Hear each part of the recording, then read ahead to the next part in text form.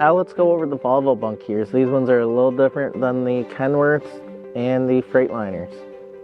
Your controls are in the bunk as well on these.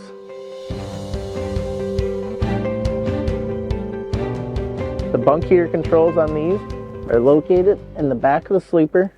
This has a battery APU system, so the controls are through this little box. Turn it on, you're going to hit the power button. They default to 72 degrees.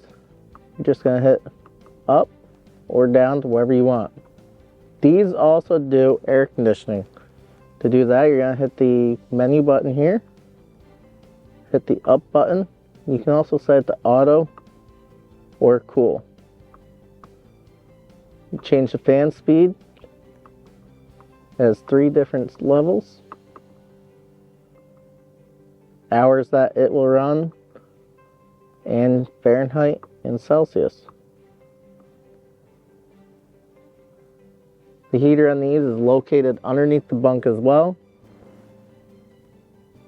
And again, these take a few minutes to get warmed up, along with get cooling down. Now, if your truck is not equipped with a battery APU system,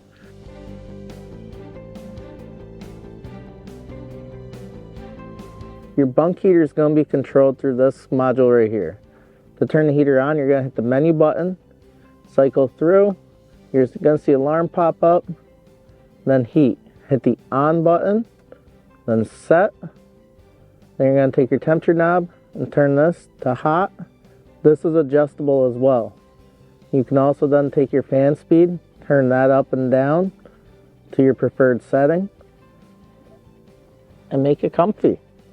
Now, if you're done with the heat, all you gotta do is hit the menu again, cycle back through until it shows heat, hit off, then set. With your bunk heater as well, when it drops down into cool temps, use your bunk heater. Don't idle the truck again.